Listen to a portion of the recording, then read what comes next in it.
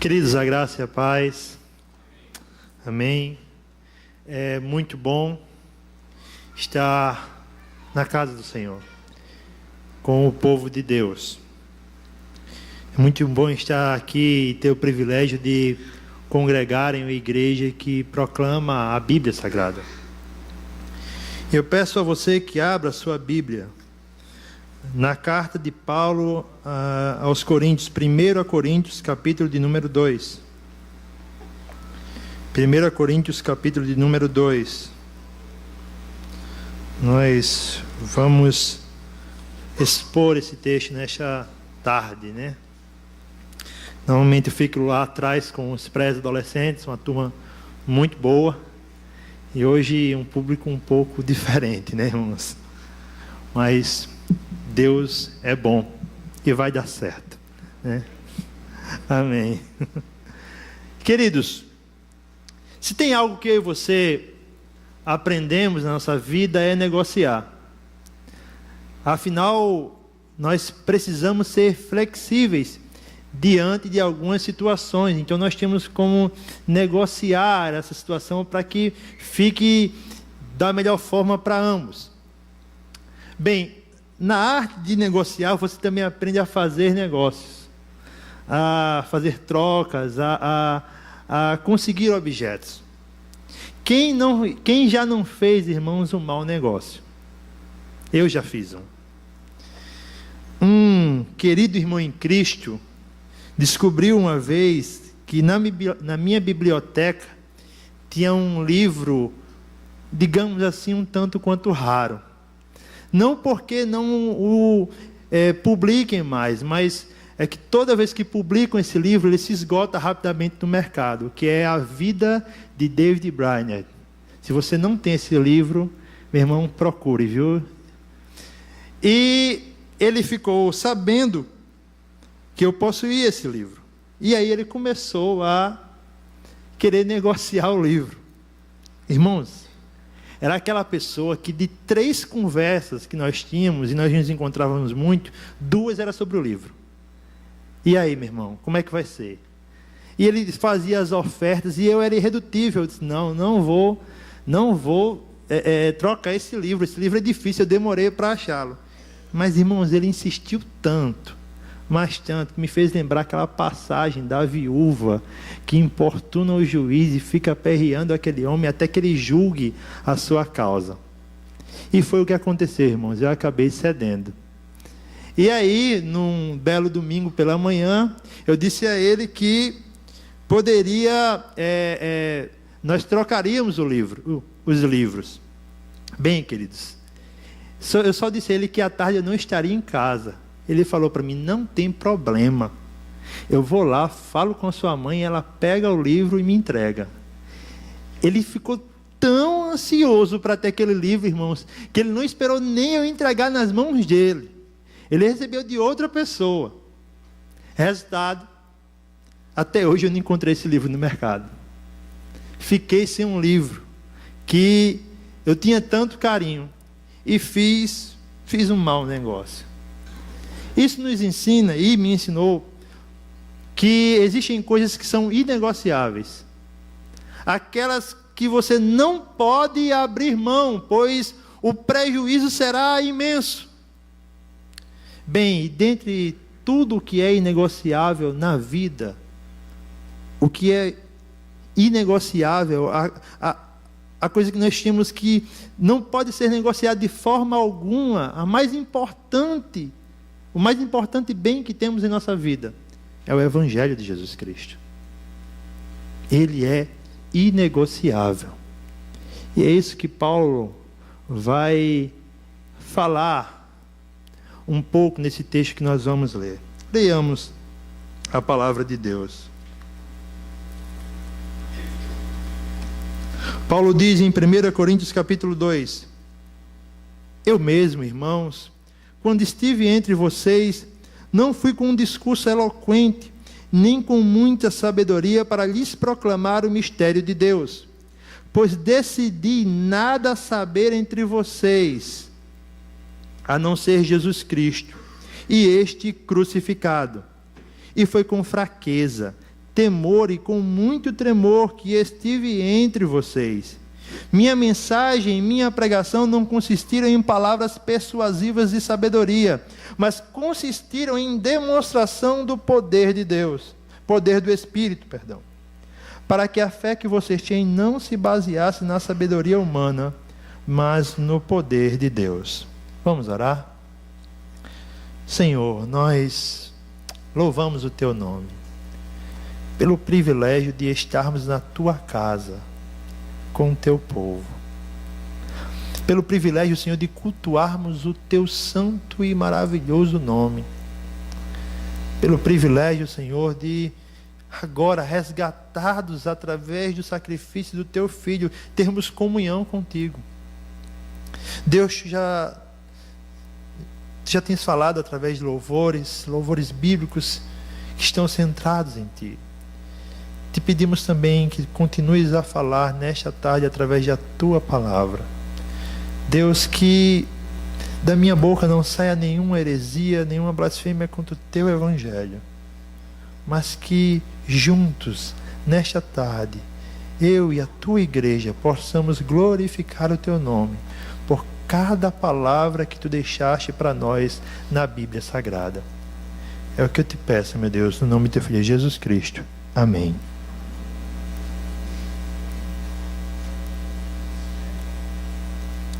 O apóstolo Paulo tinha a certeza de que o Evangelho era inegociável. Ele tinha firmado esse propósito em seu coração e, fundamentado nisso, cumpria a sua missão. Agora, nesse texto que nós acabamos de ler, Paulo escreve à igreja de Corinto. A igreja que ficava na cidade capital da Acaia, que Paulo vai fundar na sua segunda viagem missionária. Corinto era uma cidade próspera do Império Romano. Ela tinha 2 portos no seu território, o que fazia com que ela se tornasse extremamente lucrativa comercialmente. Para você ter uma ideia, Corinto era tido como uma cidade cosmopolita, tinha gente de várias nações ali. Estima-se que na época do apóstolo Paulo houvesse cerca de 700 mil a 1 milhão de pessoas naquela cidade. E agora Paulo chega ali para pregar o Evangelho. Mas Corinto não era só famosa por ser uma cidade portuária. Ela também tinha algumas outras famas. Por exemplo, a sua completa devassidão. Em Corinto existia um templo à deusa Afrodite. E nesse templo existiam 1000 prostitutas cultuais. No final da tarde, aquelas prostitutas desciam e vendiam o seu corpo na cidade. Para você ter uma ideia, a cidade era tão devassa que quando alguém quisesse ofender outra pessoa de devasso, chamava ele de Corinto. Não de corintiano, viu, irmãos? De Corinto, por favor. Mas era isso que acontecia. Um comediante grego da época vai dizer que Corinto era o paraíso do marinheiro, o céu do bêbado e o inferno para uma mulher decente. É nessa cidade com tantos problemas que Paulo chega para pregar o Evangelho. Um outro problema de Corinto era o valor demasiado que eles davam aos seus oradores, os sofistas, os filósofos, que em meio à multidão levantavam-se e pregavam, falavam as suas sofismas, as suas filosofias humanas, e com isso agariavam seguidores para si. Eles tinham verdadeiras batalhas de filósofos, e quem fosse o melhor levava mais seguidores. E por que esse interesse? Quanto mais seguidores, mais sustento para ele. Era dos seus seguidores que ele tirava o seu sustento. Então, em uma cidade com tantas coisas ruins, a igreja, infelizmente, também foi contaminada pelo ambiente externo. Na igreja de Corinto existiam problemas de divisão, por exemplo. Partidarismos claros. Existia problemas de prostituição entre os irmãos. Mas também existia uma extrema valorização de filosofias humanas. Para eles, para você ter uma boa autoridade, você tinha que ter um belo discurso. Paulo chega em Corinto e prega o Evangelho de Jesus Cristo. Prega talvez a mensagem que muitos daquela época não esperassem. Uma mensagem que não falava o linguajar do povo. Uma mensagem que não matava a fome pelos prazeres daquele povo. Uma mensagem estranha, diferente de um Deus que se faz homem e morre na cruz do Calvário. Paulo prega esse evangelho. E agora, pouco mais de 2 anos depois, de ter deixado o Corinto, Paulo escreve uma carta para lembrar aquela igreja da importância da mensagem do evangelho. Pois se teve uma coisa que Paulo não fez, foi negociar o evangelho de Jesus Cristo. E é sobre isso, queridos, que eu quero falar nesta tarde. O cristão jamais deve negociar o evangelho. O cristão, querido, não deve negociar o evangelho, porque quando negociamos o evangelho, ocultamos a mensagem de Deus. Veja comigo os versículos 1 e 2. Eu mesmo, irmãos, quando estive entre vocês, não fui com um discurso eloquente, nem com muita sabedoria para lhes proclamar o mistério de Deus, pois decidi nada saber entre vocês, a não ser Cristo e este crucificado. Paulo vem defendendo a sabedoria de Deus em contraste com a sabedoria do homem desde o primeiro capítulo. Ele expressa que a mensagem da cruz não iria satisfazer jamais o intelecto daqueles homens. Paulo deixa claro do que se trata o evangelho. Ele prega essa palavra e combate visões erradas naquela igreja. Por exemplo, para o pessoal de Corinto, para os irmãos de Corinto, como diz Carlos Oswaldo, ser espiritual era ser sofisticado, quer social, quer intelectual ou espiritualmente. Ser espiritual era ter um padrão de vida, por exemplo, elevado. E é contra isso que Paulo vai falar. Paulo luta e batalha pela saúde daquela igreja. Paulo luta e batalha para que aquele povo não esquecesse o evangelho. Paulo, para combater a falsa visão, lembra daqueles crentes a mensagem que ele pregou. É interessante, porque no versículo 18, Paulo explica que o Evangelho de Deus, a partir do versículo 18 do capítulo 1, Paulo explica que o Evangelho de Deus para a sociedade vai parecer loucura ou escândalo. Ele explica que o Evangelho não vai responder os anseios intelectuais deles. Paulo não usa, e ele deixa claro aqui, que durante o tempo que ele está fundando aquela igreja, ele não usa das estratégias dos oradores locais. Ele vai com uma mensagem só: a mensagem da cruz de Cristo. Queridos, nós temos que dar a devida importância a essa mensagem. O comentário Vida Nova nos traz o seguinte: os oradores seguiam certas convenções marcantemente tradicionais quando entravam na cidade. Esperava-se deles discursos elegantes em louvor da cidade e de seus feitos pessoais. Paulo não era um orador eloquente ou convincente que persuadia os coríntios a se tornarem cristãos. Ele se diferenciava dos oradores profissionais por não adaptar o conteúdo de sua mensagem aos métodos persuasivos tão em voga em Corinto. Paulo mantém firme o evangelho, o testemunho de Deus. Na NVI vai trazer a palavra mistério. Bem, a ideia, queridos, desse mistério não é como nós vemos por aí, um mistério sem resposta. Quando alguém pergunta ao outro o porquê daquilo, diz: por favor, não questione, é mistério. Não, queridos, esse mistério é um mistério revelado. É um mistério do Evangelho, é um mistério claro do Filho de Deus que se fez homem e morre na cruz.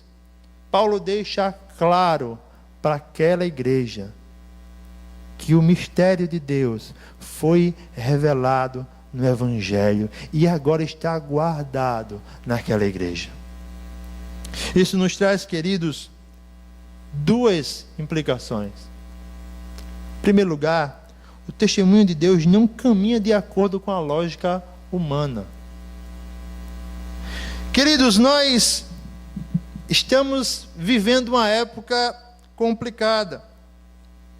Porque para a sociedade, a mensagem da cruz, a mensagem da Bíblia, a Bíblia Sagrada, é ultrapassada. Você vai ver e passar por momentos, se já não passou, em que quando você falar da Bíblia Sagrada, a pessoa simplesmente vai dizer: peraí, esse livro está desatualizado, é de 2000 anos atrás, meu amigo. Hoje nós vivemos em outro mundo. É uma história bonita, é uma história legal, serve até para dar uma levantada no ânimo, mas é como se fosse um conto de fada. Outras pessoas dirão que a Bíblia é um livro ofensivo. Você não pode pregar e dizer que eu estou errado, dizer que é pecado. Afinal, o que é pecado? Pecado é algo pessoal. Você tem a sua verdade, eu tenho a minha verdade. As pessoas não querem mais ouvir mensagens que vão de encontro aos prazeres carnais que elas tanto amam. Eu estava assistindo TV um dia desse com o meu sobrinho, e ele estava assistindo um desenho lá. E o desenho, irmãos, era literalmente para crianças. Não era Peppa, mas era um desenho com uma faixa etária a partir de 6 anos. O interessante, irmãos, é que no desenho, em determinado momento, o personagem chama o amiguinho para ir para sua casa, para a festa do pijama, para os dois ficarem lá brincando a noite toda. E naquele desenho, irmãos, quem vai deixar o amiguinho na casa do rapaz, do protagonista do desenho, são os pais dele. Mas são 2 pais. 2 homens. Me assusta ver como a sociedade está empurrando goela abaixo para que nós venhamos a aceitar aquilo que a Bíblia condena. Me assusta ver que algumas igrejas negociam a verdade bíblica para que não possa, assim não ofendam as pessoas. Mas sabe o que Paulo faz, queridos? Paulo não vai de acordo com o mundo. Paulo não vai falar a linguagem dos coríntios. Paulo não vai satisfazer os prazeres deles ou dar um show, um espetáculo. Não. Paulo prega o evangelho não importando as consequências. Sabe qual é a nossa obrigação? É vivermos esse evangelho em uma sociedade que cada vez mais o abomina. É vivermos o evangelho da cruz de Cristo, não negociando nenhum ponto da Bíblia Sagrada. É vivermos o evangelho contextualizando sim, mas não tirando o seu conteúdo. Tinha uma música antiga que minha mãe escutava direto, de Osés de Paula, é tempo de LP ainda, que era o crente quadrado. O crente quadrado. E aquela música, irmãos, ficava na minha cabeça o tempo todo, porque minha mãe também escutava o tempo todo. Mas a verdade, queridos, é que nós temos que ser quadrados sim, em alguns aspectos. E principalmente quando se trata da pureza da mensagem do Evangelho. Nós temos que ser quadrados sim, não negociando ou abrindo mão para que uma pessoa se satisfaça e venha à igreja ser domesticado como crente. Não! Nós temos que viver um evangelho com um padrão só, e esse padrão é o que a Bíblia define. Então que nós possamos viver esse evangelho.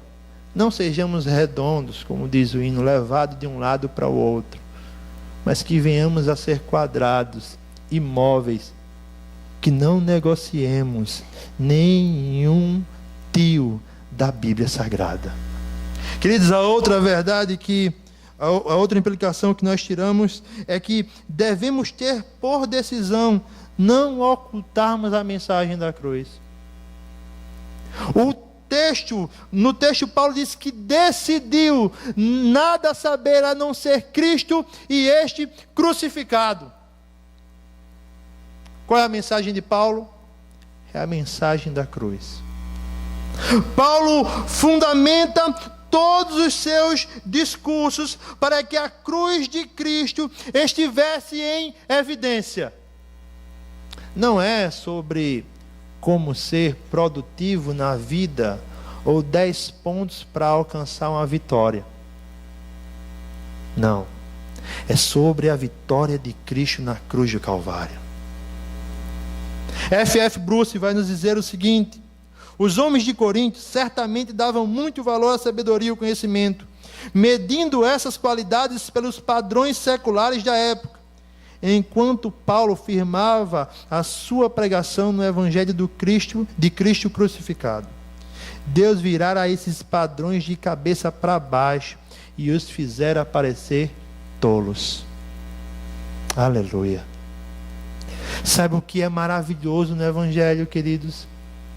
É que enquanto o mundo inteiro procura prazer em coisas que passam, enquanto o mundo inteiro procura prazer no individualismo, na cruz de Cristo, Ele forma um povo que tem Ele mesmo por prazer. E é isso o que Paulo prega com todo cuidado, a cruz de Cristo. Se os judeus consideravam escândalo, porque o Messias não poderia morrer em um madeiro, mas Paulo prega a cruz de Cristo. Se os gregos consideravam uma completa tolice o fato de Deus vir se formar homem, tomando a forma carnal tão contaminada, Paulo não se importa, Paulo prega a cruz de Cristo. Cristão, pelo que você é conhecido. Muitas vezes algumas igrejas são conhecidas por sua obra de filantropia, são conhecidas pelo bom ministério de louvor que elas têm, são conhecidas porque lá o povo é legal, mas não são conhecidas pela cruz de Cristo. Cristão, que a cruz de Cristo seja a sua identidade. Que as pessoas vejam em primeiro lugar Cristo Jesus na sua vida. Que as pessoas vejam em primeiro lugar o sacrifício de Cristo e você vivendo em gratidão por Ele. As demais coisas virão através da cruz e glorificarão a Deus. Porque quando fazemos essas coisas, esses bem feitos, e não colocamos a cruz em primeiro lugar, nós estamos glorificando o homem. A mensagem da cruz não precisa de atualização, queridos. Ela não é um aplicativo de celular. A mensagem da cruz, queridos, ela não precisa ser abandonada. Ela não deve ser abandonada. A mensagem da cruz deve ser constantemente pregada.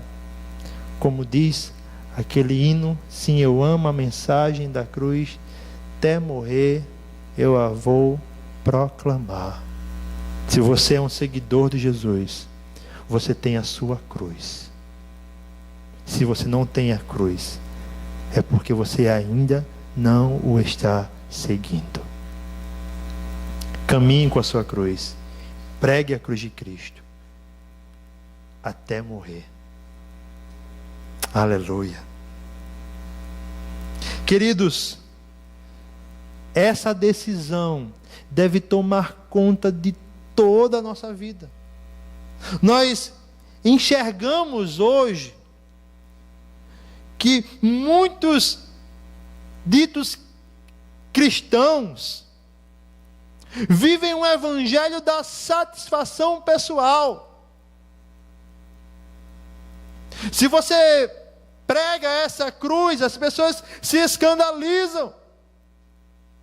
Elas querem vitória. Aliás, tem algumas palavras que para alguns crentes não podem faltar no culto: vitória, decretos, determinação e, logicamente, prosperidade.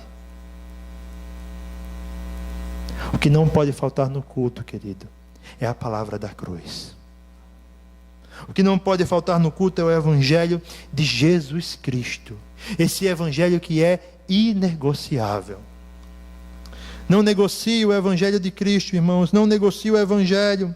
Porque quando nós negociamos o evangelho, nós invertemos a glória do evangelho. Acompanhe comigo os versos 3 e 4. E foi com fraqueza, temor e com muito tremor que estive entre vocês. Minha mensagem e minha pregação não consistiram em palavras persuasivas de sabedoria, mas consistiram em demonstração do poder do Espírito. O apóstolo Paulo continua lembrando aqueles crentes e os lembra agora como ele chegou em Corinto. Como eu falei no começo da mensagem, Paulo funda aquela igreja na sua segunda viagem missionária. E é interessante, irmãos, a história dessa segunda viagem missionária. Paulo, como está relatado em Atos, discute, na realidade briga com Barnabé, por conta de João Marcos. E cada um segue um destino. Logo em seguida, Paulo tem a visão do varão da Macedônia, que diz: passe a Macedônia e ajude-nos. Talvez para muitos crentes isso fosse o sinal, né? Eita, agora é só vitória. Agora as portas vão se abrir. Pois bem, Paulo chega em Filipos, expulsa um demônio de uma jovem, é preso. Leva uma surra. De meia-noite, irmãos, Paulo e Silas, o novo companheiro de viagem de Paulo, estão amarrados em um tronco, acorrentados em um tronco. Alguns historiadores dizem que aquele lugar onde mandam colocar Paulo e Silas, um lugar que fosse difícil a fuga, possivelmente era onde passavam os dejetos da prisão. E à meia-noite eles cantam. Começam a cantar. E o que acontece? A prisão se abre, o carcereiro se converte. E Paulo segue para Bereia. Em Bereia, Paulo prega o evangelho e um grupo de judaizantes o persegue. Resultado, Paulo tem que fugir de Bereia. Ele foge também de Tessalônica, perseguido novamente por judaizantes. Ele vai para Atenas e discursa no Areópago, e o texto diz que pessoas zombaram de Paulo. E agora Paulo chega em Corinto. Você pode imaginar o estado de espírito que está na vida de Paulo? A segunda viagem missionária é cheia de perseguições, perigos de morte, aparentes fracassos até. Ele chega em Corinto e começa a pregar na sinagoga. Os judeus começam a atrapalhar Paulo, atrapalham tanto que o apóstolo resolve dizer, e diz: olha, a partir de agora eu não vou mais pregar para vocês, eu vou pregar para os gentios. Ele conhece Priscila e Áquila, que são fazedores de tenda, como ele. E agora trabalha também fazendo tenda para dali tirar o seu sustento. Então possivelmente Paulo trabalhava de manhã, pregava o evangelho à tarde. A vida do apóstolo não era nem um pouco fácil, mas alguns se convertem. Mas o interessante é que em Atos capítulo 18 parece que o desânimo toma conta de Paulo, até o momento em que Jesus aparece para ele, como está escrito em Atos 18, 9 e 10. Certa noite o Senhor falou a Paulo em visão: não tenha medo, continue falando e não fique calado, pois estou com você, e ninguém vai lhe fazer mal ou feri-lo, porque tenho muita gente nessa cidade. É o cuidado, irmãos, providencial de Deus. É o Deus da providência, ou como diz R.C. Sproul, é a mão invisível que governa as nossas vidas. Agora ele dá esse ânimo a Paulo, e mesmo com todos os perigos, Paulo passa 18 meses em Corinto. E ali deixa uma igreja. Aquele homem, ele não para de demonstrar como ele fala no versículo 4,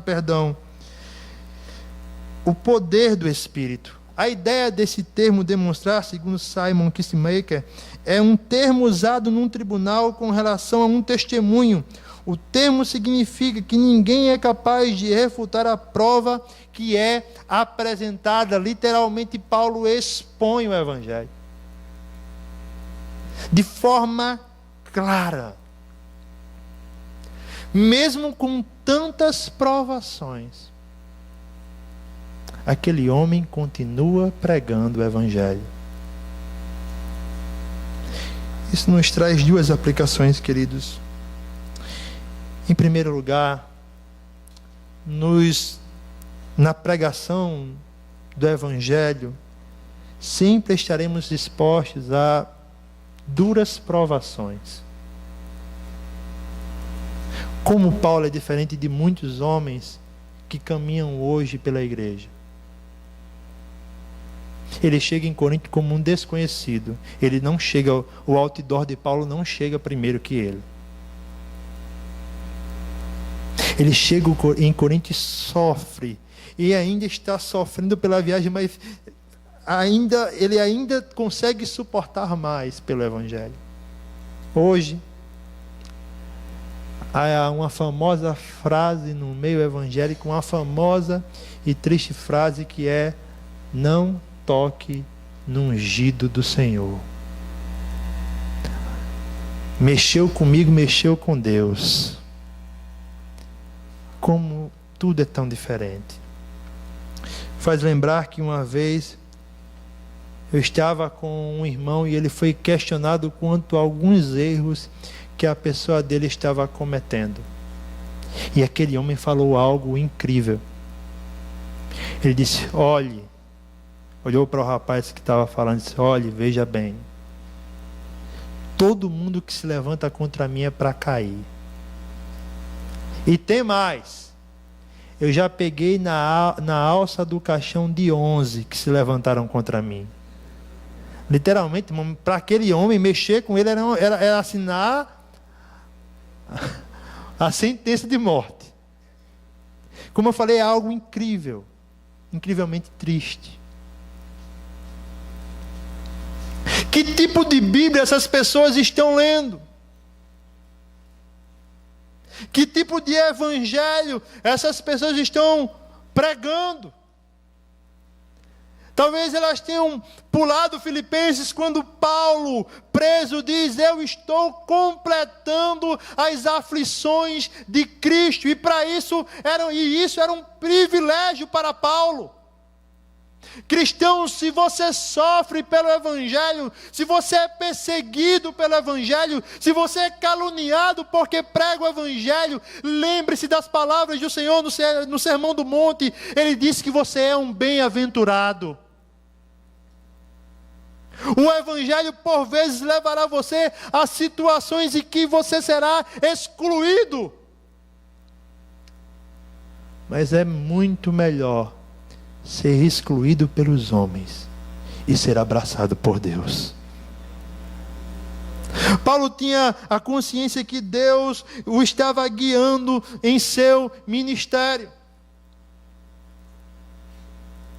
E essa visão maravilhosa de Cristo que ele tem, só impulsiona o apóstolo a continuar a sua viagem. Talvez, querido, você já tenha questionado: Senhor, apareça para mim. Aqui está Ele. Ame esse livro. Leia esse livro. Creia nesse livro. E você será tão confortado quanto Paulo foi.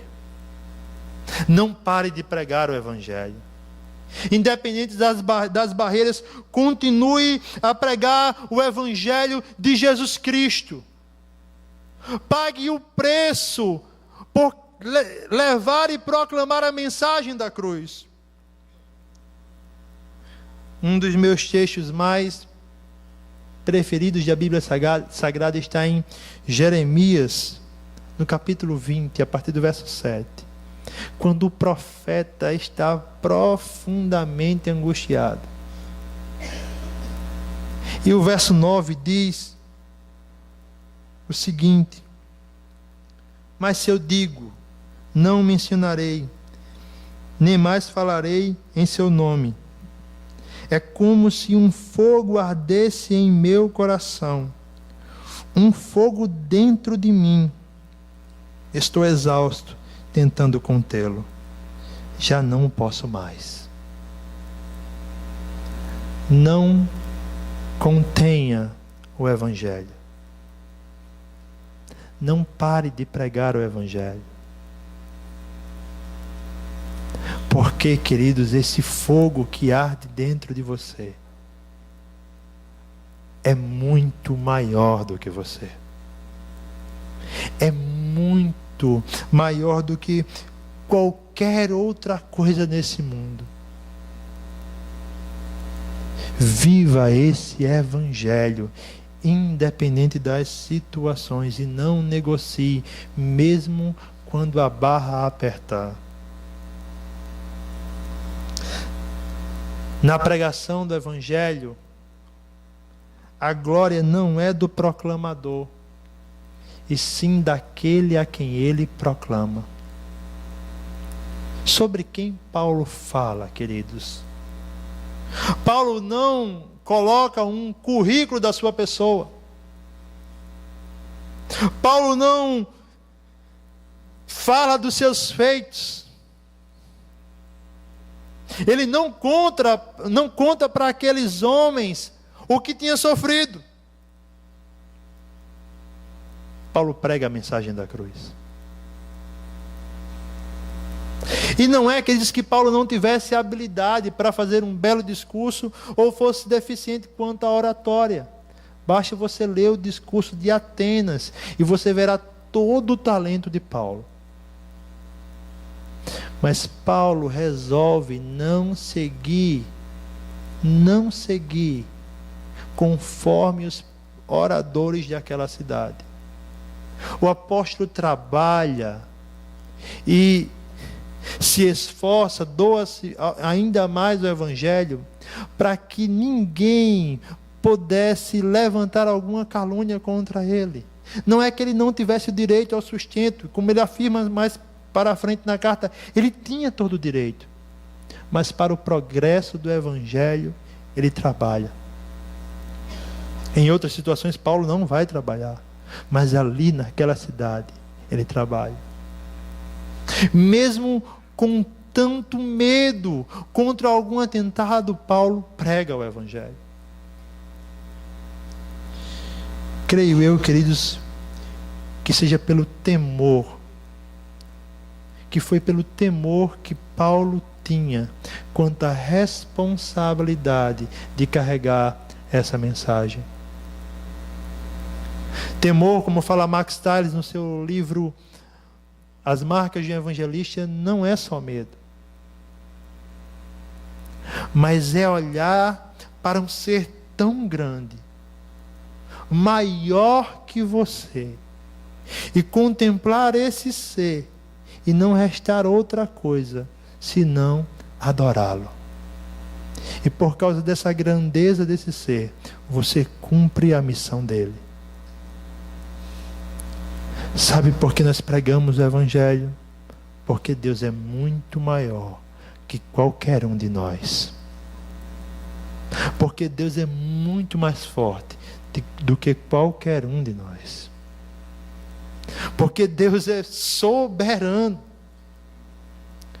Porque Deus, Ele é grande.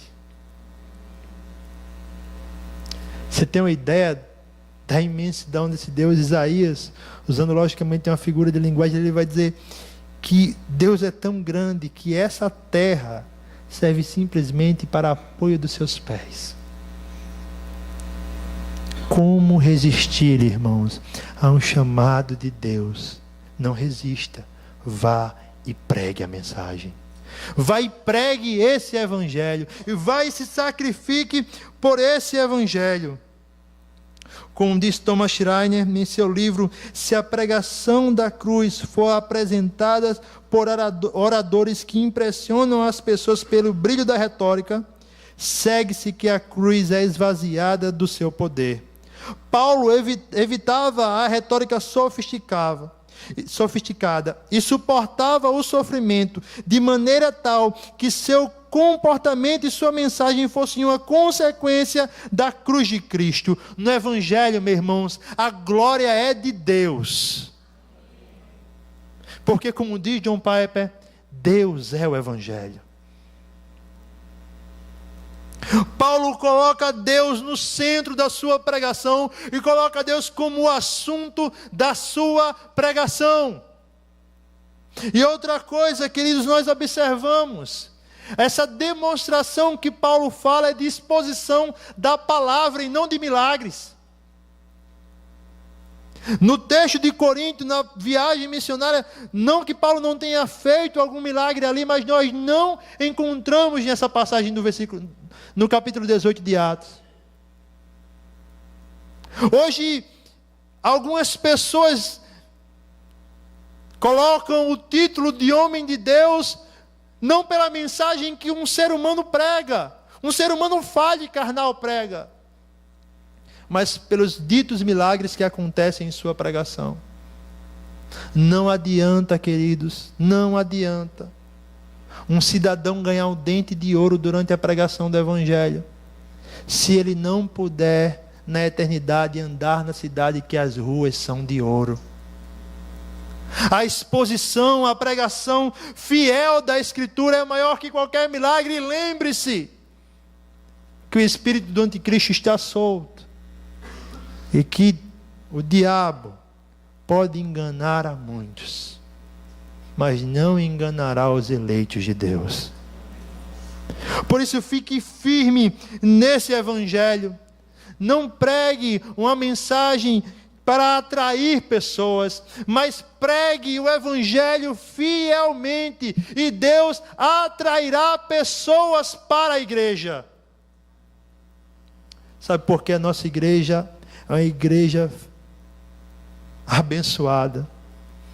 Porque se preocupa inteiramente em pregar com fidelidade o Evangelho. O que mais importa, irmãos, é a pureza do Evangelho. Não negocie o Evangelho. Não negocie o Evangelho, queridos, para que você não venha ocultar a mensagem de Deus.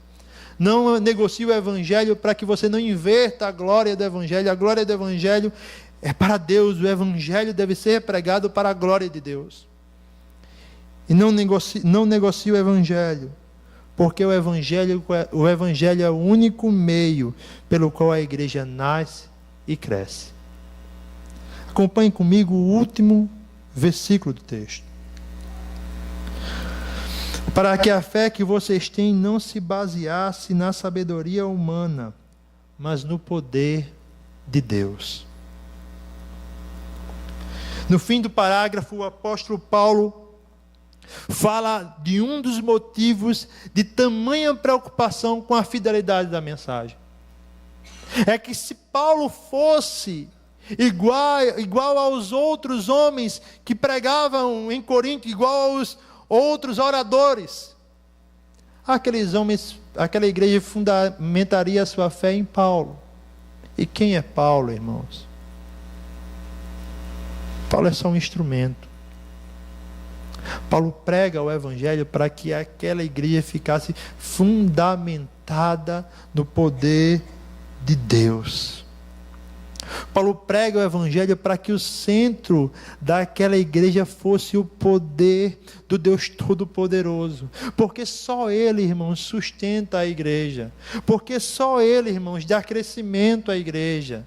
Porque só Ele, irmãos, somente Ele é o dono dessa igreja. Nós vivemos debaixo da tutela de Deus. Deus designou homens para cuidar da igreja, mas a igreja é de Deus. Então que nós tenhamos essa firme certeza, que venhamos a pregar o Evangelho, para que o poder de Deus seja o fundamento da fé de cada crente. Simon Kissmaker vai dizer no seu livro que o termo poder de Deus denota a mão de Deus se estendendo para agir poderosamente mediante o apóstolo de várias formas. Paulo lembra aqueles crentes que quem os trouxe até ali não foi Paulo, foi o próprio Deus. Citando novamente o Simon Kissmaker, ele vai dizer: Deus é aquele que dá origem ao testemunho, e Paulo o proclama e instrui aos coríntios a respeito disso. Meus irmãos, o Evangelho começa em Deus e termina em Deus. Não pode jamais ter atalhos no Evangelho. Nós encontramos hoje, por vezes, pessoas preocupadas com estratégias de crescimento. Vamos fazer isso ou aquilo. Vamos fazer determinada programação. E aí, queridos, eles colocam como justificativa que durante essa programação será pregado o Evangelho. E às vezes o Evangelho é esquecido. Eu fui convidado a pregar certa vez em um determinado lugar. E a programação começou atrasada. Teve teatro, dança, música, teatro, o fim do teatro, mais uma dança. E tinha uma peça que durava 3 dias. Digo, irmãos, eu pensei, o que é que eu estou fazendo aqui? E no final a pessoa disse: querido, 20 minutos, tá bom? Queridos, qual é o fundamento de uma igreja em que a palavra não é o centro dela? Qual é o fundamento? Queridos, igreja, nós não podemos esquecer que igreja não é um curral de bodes, não é um covil de lobos, não. A igreja ela é formada por ovelhas, que se renderam ao pastoreio do Supremo Pastor. Por isso, queridos, para que ovelhas nasçam aqui, o Evangelho deve ser pregado continuamente com fidelidade. Eu guardo no meu coração o testemunho de certo pastor, que, questionado em uma reunião para a futura igreja que ele ia assumir, qual era a sua estratégia de crescimento, ele falou: é pregar a palavra. Se Deus trouxer pessoas, amém. A melhor estratégia de crescimento é a exposição fiel das Escrituras Sagradas. Se isso não atrair pessoas, irmãos, se isso não atrair ninguém, nada terá poder para atraí-las. Mas quando alguém é atraído pela Bíblia Sagrada, quando alguém é atraído pelo Deus do Evangelho, essa pessoa não consegue resistir. Se rende aos seus pés. Se rende aos pés da cruz que foi tão cuidadosamente pregada. E agora, como diz Jesus no capítulo 7 de Mateus, podem vir tormentas temporais, toda sorte de intempéries, e aquela casa continuará firme. Você quer firmeza na fé? Fundamento o Evangelho no seu coração.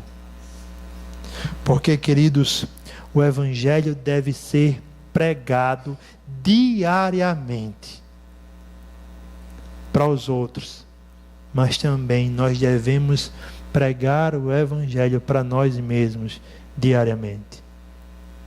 Nós não podemos nos esquecer que temos um coração mau, perverso. E nós vemos isso aqui no cuidado que Paulo tem com a igreja de Corinto. Mesmo lá em Éfeso, ele escreve com todo o cuidado do mundo para lembrar aqueles crentes o bom preço que custou a alma deles.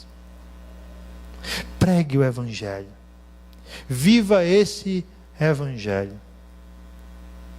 Seja como Jim Elliot, que tendo tudo para ser um grande homem nos Estados Unidos, resolve ir para os Aucas, no Equador, pregar o Evangelho. E diz: não é tolo aquele que dá o que não pode reter, para ganhar aquilo que não pode perder. Você já fez um mau negócio? Eu já. Você já negociou o Evangelho? Já o deixou de lado? Não se desespere. Corra para os braços do Pai, pois Ele sempre está de braços abertos para os seus pródigos. E tenha certeza que o Evangelho não deve ser negociado por nada. Não devemos ocultar a mensagem de Deus. Devemos pregá-la com todas as nossas forças, independente das tribulações que venhamos passar. Pois, como disse o apóstolo Paulo a Timóteo, aqueles que desejam viver piedosamente para Cristo passarão por tribulações.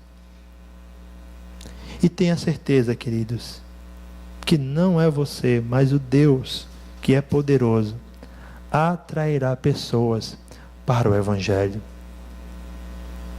E que você possa dizer, como disse o apóstolo Paulo: combati o bom combate, encerrei a carreira e guardei a fé. Que Deus em Cristo nos abençoe. Que dia a dia nós possamos estar firmes nessa mensagem e vivamos para a glória do Deus do Evangelho. Amém.